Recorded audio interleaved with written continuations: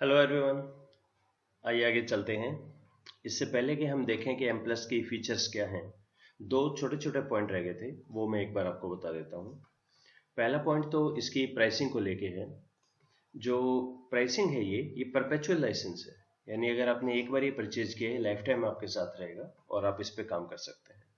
अगर कुछ नए डेवलपमेंट आते हैं, लाइक नया वर्जन आ जाता है, तो ऑब्वियसली जो डिफरेंस इन प्राइस है वो देके आप नए पे जा सकते हैं, वरना ये आपके पास हमेशा रहेगा। And the second is about the developers. जो program developers हैं, why it is called M plus? I think it is M plus M. So it is methane, lindamothane and benzetomethane. तो हम वेबसाइट ही एक बार इनकी देख लेते हैं।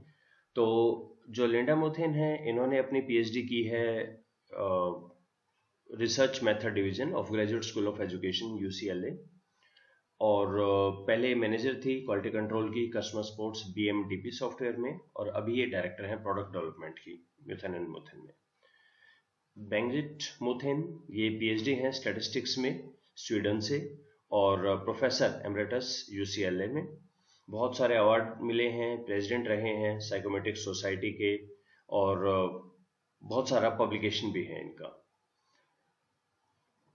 थियोमिर, I don't know how to pronounce it, ये पीएचडी है मैथमेटिक्स में at California Institute of Technology, और ये इसमें देखते हैं नई technique, algorithm, model, statistical programming, सब कुछ।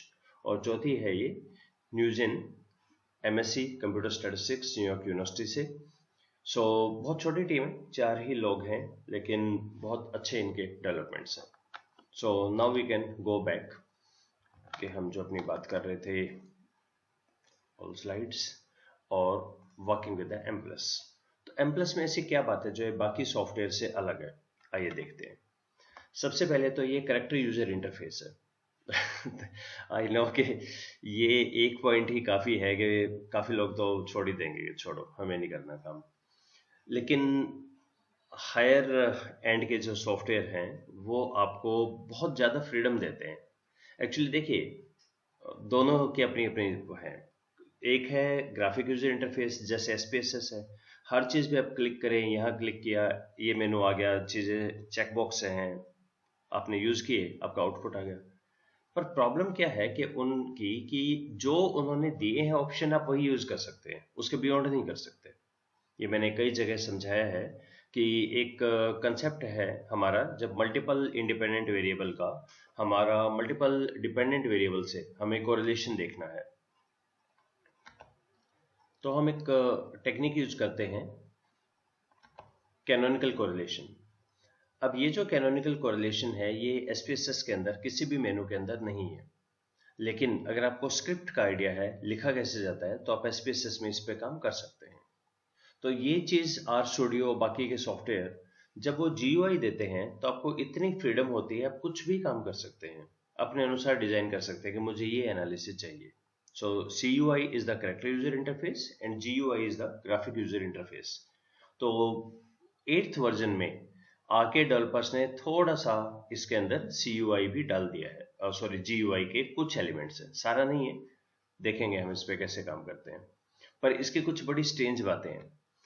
पहला तो आप जो भी लिखते हैं वो एक रो के अंदर 90 कैरेक्टर से ज्यादा नहीं लिखते। Now this is a very strange thing कि आपको बड़ा ध्यान रखना पड़ेगा कि अगर आपने जो लिखी अपना स्क्रिप्ट लिखते हैं, अगर वो बहुत लंबी हो गई है तो एरर आ जाएगा। तो वहां पे आपको 90 कैरेक्टर, यानी आप मान के चलिए जो भी आपको स्क्रीन दिखेगा एम प्लस का इंटरफेस होगा, हाफ इंटरफेस में ही हमने काम करना है। ये बड़ी स्ट्रेंज चीज है, और ये बड़ा देखेंगे इसको वहां पे। यहाँ पे आपको टोटल 3 तरह की मिनिमम फाइल से आपको काम करना पड़ेगा। एक होती है इनपुट फाइल जिसमें आप सारा लिखते हैं, एक आपकी होती है डाटा फाइल, और तीसरी होती है आउटपुट फाइल जो कि खुद की 2 तरह की है, टेक्स्ट या ग्राफिकल। तो टोटल मान लीजिए कि 4 तरह की हमारी फाइल्स हैं जिनसे हमारा काम पड़ेगा। एक्सटेंशन बहुत ही सिंपल है, इनपुट की INP, आउटपुट की आउट, ग्राफिकल की DGM डायग्राम, और जो डाटा फाइल है वो CSV या DTA। ये 2 एक्सटेंशन है हमारी। इसका मतलब आपका जो डाटा है अगर एक्सेल में है, SPSS में है, तो आपको सबसे पहले उसे CSV या DTA के अंदर सेव करना है, ये पहली रिक्वायरमेंट है। तो डाटा फाइल एक अलग होगी, आप उसे इंपोर्ट करेंगे, और उसके बाद आप अपना सारा काम लिखेंगे एक फाइल के अंदर जिसकी कमांड होगी .inp। बिल्कुल आर स्टूडियो की तरह है। आर स्टूडियो में भी एक हमारी स्क्रिप्ट होती है, एक डाटा फाइल इंपोर्ट करते हैं और अपने आउटपुट को आप वर्ड या एक्सेल पीडीएफ के अंदर एक्सपोर्ट कर सकते हैं। यहाँ पे हमारी एक फाइल होगी, डाटा फाइल CSV या DTA। हम सारे स्क्रिप्ट लिखेंगे इनपुट फाइल के अंदर, रन करेंगे तो वो एक अलग फाइल में आएगा आउट फाइल से, और ग्राफ अगर आपको देखना है तो आ जाएगा DGM से। ये हमारे कुछ रहेंगी चीजें जो आपको ध्यान रखनी है। तो 4 बातें। पहला, 4 तरह की फाइल्स हैं, सबका ध्यान रखिएगा। नंबर 2, आपका जो डाटा आप बेसिकली लेते हैं एक्सेल SPSS में, उसको कन्वर्ट करना है CSV या DTA में। इनकी अपनी समस्याएं हैं। DTA में सिर्फ आपको डाटा दिखता है, हेडिंग नहीं होते कॉलम के। तो इसका मतलब आपने जैसे 10 कॉलम दिए, इंपोर्ट कर दिए, तो सबसे पहले तो उस कॉलम का नाम क्या है ये आपको बताना पड़ेगा एंड द एग्जैक्ट सीक्वेंस, वरना मिसमैच हो जाएगा। एक्सेल में SPSS में हमेशा आपका ऊपर नाम होता था, यहाँ पे नाम नहीं होता, यहाँ सिर्फ डाटा होता है। तो सबसे पहला तो काम यही हो गया कि जब भी आप बताएंगे कि ये मेरी फाइल है, तो आपको ये बताना पड़ेगा इसके पहले कॉलम का नाम ये, दूसरे का नाम ये, यानी 10 कॉलम है तो आप 10 नाम दे दीजिए। मान लिया जाएगा कि वो फर्स्ट जो नाम है पहले का है, दूसरा दूसरे का, and so on. Next thing, आपने यहाँ पे कमांड्स लिखनी है, और जो कमांड्स लिखनी है इसके लिए अब 8th वर्जन में आके डेवलपर्स ने इसमें थोड़ा सा GUI एलिमेंट दे दिया है। तो एक नया चीज बना दिया है, लैंग्वेज जनरेटर, कि वो आपके लिए कमांड दे देगा, आप जो नेसेसरी इनपुट्स हैं वो भर दीजिए और आप एंटर प्रेस करेंगे तो आपकी सारी स्क्रिप्ट खुद ही लिख देगा ये। तो दैट्स ए वंडरफुल थिंग। और चौथा ये ध्यान रखिएगा कि हर कमांड सेमीकोलन से टर्मिनेट होती है। तो ये स्पेस इंडिपेंडेंट है, कितना भी स्पेस छोड़ के लिखे, एक कमांड को आप 5 लाइन में लिखे, डजेंट मैटर, लेकिन जहां सेमीकोलन होगा वहां वो कमांड एंड मान ली जाएगी। ये प्रोग्रामिंग लैंग्वेजेस का अपना एक होता है सिंटैक्स। अगर आपकी बैकग्राउंड कहीं प्रोग्रामिंग से है, C++, आप ये समझ जाएंगे। तो कोई भी कमांड टर्मिनेट कब होती है उसका एक कोई क्वांटिफायर होगा। यहाँ पे सेमीकोलन है, सेमीकोलन जहां आएगा इसका मतलब वो कमांड खत्म हो गई है। स्पेस इंडिपेंडेंट है, कितना भी लाइनें छोड़ छोड़ के लिखें आप, कोई दिक्कत नहीं है उस चीज की। तो एक बार इसका इंटरफेस देख लेते हैं। तो इंटरफेस ये ऐसा दिखेगा, M+, यहाँ पे आपका कर्सर ब्लिंक करता रहेगा, तो अब आप शुरू कर सकते हैं लिखना। तो आई नो बहुत ही वो नहीं है इंट्यूटिव वगैरह, या जैसे ऊपर हाँ फाइल एडिट मेनू और ये चीजें हैं, पर फाइल में तो वही ओपन क्लोज प्रिंट वगैरह चीजें हैं। Cut copy paste undo redo edit के अंदर है। व्यू के अंदर कुछ ऑप्शंस हैं, बाकी ये 3-4 ऑप्शंस हमारे अलग अलग हैं। तो हम यहाँ पे अगर आप बिल्कुल बिगनर हैं, शुरू करना चाहें, सबसे पहले तो आपको याद है ना कि आपकी एक डाटा फाइल होनी चाहिए इन द CSV और DTA एक्सटेंशन, वो आप सेव कर सकते हैं। हर कोई देता है, SPSS भी देगा ऑप्शन आपको CSV में सेव करने का और DTA में सेव करने का। सो नेक्स्ट इसमें हम कैसे काम करें, तो जो ट्यूटोरियल है, ट्यूटोरियल के अंदर इन्होंने गिवन है, बताया है कि ये चीजें होनी चाहिए। तो ये बोलते हैं जैसे बाइबल के अंदर 10 कमांड्स है ना, तो उसी तरह से M+ के भी 10 कमांड्स हैं। कुछ कंपलसरी है, डाटा वेरिएबल ये तो जरूर देना है, बाकी ऑप्शनल है, डिफाइन करें ठीक है, नहीं करें तो भी कोई बात नहीं। एनालिसिस दे सकते हैं, मॉडल आउटपुट एक्सेट्रा ये आप दे सकते हैं, पर ये 10 चीजें होती हैं इन जनरल। सो कई आपको वीडियो ट्यूटोरियल में मिल जाएगा कि 5 इनमें से यूज कर लें, 6 यूज कर लें। डेवलपर ने कहा कि 10 होती हैं टोटल, आप डिपेंडिंग ऑन आपका जो काम है आप उस पर यूज कर सकते हैं। और इनका डेवलपर ने एक अलग से इंटरफेस भी बना दिया ताकि आपको हर चीज याद ना रखनी पड़े, स्पेलिंग मिस्टेक्स ना हो। तो जैसे इस तरह का ये एक एग्जाम्पल है, हम देखेंगे ये आया कहाँ से, हम कैसे लिख सकते हैं। अगर आप पीछे से मेरे साथ आ रहे हैं, बाकी वीडियो देखे हैं, तो I always begin with this file. इस फाइल का नाम है कार सेल्स। कार सेल्स के अंदर हमारे पास कुछ व्हीकल्स का डाटा है, horse power, engine size, type of vehicle, sale, model, manufacturing, ये हैं। और इस पे I will begin with regression. Simply इस पे हम काम करके देखेंगे करते कैसे हैं।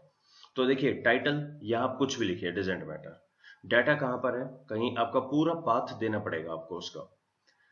वेरिएबल्स आर, इसमें 2 चीज होती है variables, names are and use variable. इसका मतलब ऐसा होगा कि एक तो आपको नेम्स तो कंपलसरी देने पड़ेंगे ना, क्योंकि जो डाटा फाइल है उसमें तो कॉलम की हेडिंग है नहीं, तो होगा क्या, सॉफ्टवेयर को कैसे पता आप किस कॉलम की बात कर रहे हैं? तो आप सबसे पहले इन पर्टिकुलर ऑर्डर आप बताएंगे कि पहले मेरा मैन्युफैक्चर है, दूसरे कॉलम में model, sales, this, semi column आ रहा है कहीं पे, सेमी कॉलम आ गया मतलब ये नेम्स वाली कमांड खत्म हो गई। नेक्स्ट, यूज वेरिएबल, इसका मतलब इनमें से अभी मैं इनको यूज कर रहा हूं। आपको अगर एसपीएसएस याद है, एसपीएसएस के इंटरफेस पे हम बात करते थे, एक तरफ लेफ्ट साइड होता था all variable and right side पे होता था कि इस पर्टिकुलर एनालिसिस में मैं इन वेरिएबल पे काम कर रहा हूं। तो बिल्कुल उसी तरह से यूज वेरिएबल का मतलब है तो ये सारे, लेकिन मैं इस पर्टिकुलर टाइम पे इन 4 पे मुझे काम करना है। ठीक है, ये हो गया फर्स्ट थिंग। सेकंड है, अच्छा काम क्या करना है आपको, तो यहां पे हम ये लिखेंगे। अब एमपीजी ये तो सेम है, तो यहां जो इसमें सीखने वाली बात है, ऑन का मतलब होता है रिग्रेशन। माय गॉड, ये तो बिल्कुल एक शानदार चीज होगी। यानी इसमें आप कहीं रिग्रेशन नहीं लिख रहे हैं, आरईजी नहीं लिख रहे हैं, आर स्टूडियो की तरह एलएमबी नहीं लिख रहे हैं, आप सिंपल लिख रहे हैं ऑन, और ऑन से रिग्रेशन बन जाएगा। तो इस तरह की कुछ चीजें हमें ना सीखनी पड़ेगी। बाई लिखेंगे तो ये बन जाएगा, ऑन लिखेंगे ऐसा हो जाएगा, विद से कोरिलेशन हो जाएगा, इनकी भी हम बात कर लेंगे। अभी तो हम इंटरफेस की बात कर रहे हैं। और एनालिसिस, ये है बेसिकली कुछ बैक एंड पे आप बता रहे हैं। टाइप इज जनरल, यानी और भी तरह की टाइप्स है। अगर आप मल्टी लेवल पे काम कर रहे हैं तो कुछ और लिखेंगे, मिक्सचर मॉडल पे कर रहे हैं कुछ और लिखेंगे, ग्रोथ लीनियर है तो और कुछ काम करेंगे। Estimator is ML, ML is maximum likelihood. तो अब आप देखिए, अगर आपको अलग अलग इनके नाम याद हैं, एसपीएसएस काम करता है ओएलएस पे, ऑर्डिनरी लीस्ट स्क्वायर रिग्रेशन, लेकिन एमओस काम करता है एमएल के ऊपर, मैक्सिमम लाइक्लीहुड के ऊपर, लेकिन स्मार्ट पीएलएस काम करता है पार्शियल लीस्ट स्क्वायर के ऊपर। सबके अलग अलग एल्गोरिथम है। M plus to begin with ML पे, और भी इसके एस्टिमेटर्स हैं, एमएल बाय डिफॉल्ट है। इटरेशन, कन्वर्जेंस, रिजल्ट्स कब आए, और आउटपुट में मैंने लिखा स्टैंडर्डाइज, यानी मुझे जो नॉर्मल रिजल्ट है उसके साथ बीटा वगैरह भी चाहिए। तो इस तरह से लिखेंगे। हालांकि देखिए दो बातें हैं, हो सकता है मतलब हो सकता है कि हम करेंगे ही, हम ऐसा ही काम करेंगे लिख के, क्योंकि ये बहुत इजी है। एक बार आपका थोड़ा सा फ्लेवर डेवलप हुआ तो ये बहुत ज्यादा इजी है, कॉपी पेस्ट करना है, हमने कौन सा टाइप एक एक वर्ड को करना है। लेकिन इनिशियल को हम एक, इसका एक पर्टिकुलर वे है लिखने का, उसको यूज कर लेंगे। लेकिन आगे हम अपनी चीजें लिख लिख के, लाइक इतना मीन वाइल पूरा मेनू खोलें उसमें टाइप करें, सिंपल है। यहाँ पे इसकी जगह इसको डिलीट कर दिया, एक नया वर्ड लिख दिया, एचपी लिख दिया, तो हॉर्स पावर का भी आ जाएगा एमपी में, मल्टीपल रिग्रेशन में। ये बहुत सिंपल है। पर हाँ, टू बिगिन विद देख लेते हैं आगे कैसे काम करें।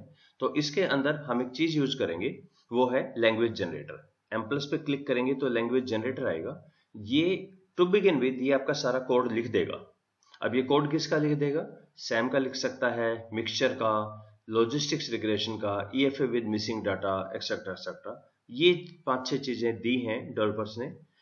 आने वाले सालों में शायद और भी चीजें ऐड हो जाएंगी, पर अभी हम शुरू करते हैं लैंग्वेज जनरेटर से। So this will see in the next video. So let's stop here. Thank you.